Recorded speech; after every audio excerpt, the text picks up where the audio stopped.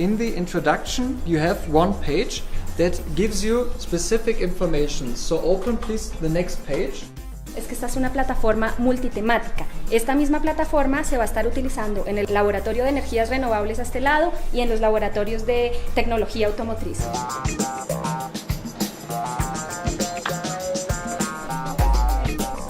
Hier im Automatisierungstechniklabor an der S-Pod-Schule in Ecuador gibt es Trainingssysteme, die die Studierenden von den Grundlagen der Automatisierungstechnik bis zum höchsten Level der Industrie 4.0 auf dem Weg begleiten und unterstützen im Lernprozess.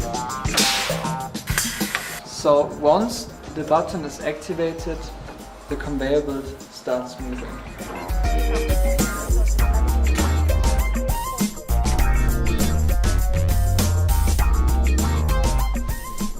Take that one. Siguiente. Siguiente. Finalizar. Wir sind hier im Spotch im Labor für erneuerbare Energien. Die Grundlagen werden mit dem Unitren-System Photovoltaik und Brennstoffzellentechnik vermittelt.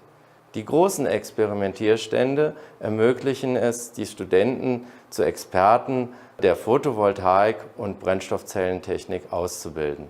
Weiterhin ist es möglich, durch die Modularität der Stände auch Forschungen zu betreiben.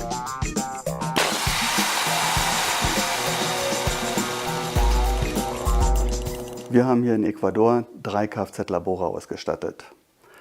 Das sind Labore für die Grundbildung, für die Fachbildung und für die praktische Ausbildung. Lukas Nülle bietet seinen Kunden ein Komplettpaket an. Das besteht aus der Planung, der Lieferung, Inbetriebnahme, Einweisung und auf Wunsch auch einer kompletten Lehrerfortbildung. Die kann tageweise oder sogar wochenweise stattfinden.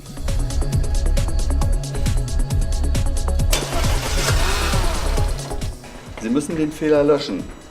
Er verhält sich wie ein richtiges Auto.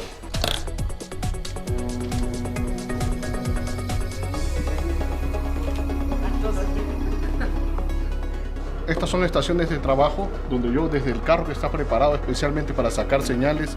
Here you can make experiments with solar cells. You can change angles of the sun.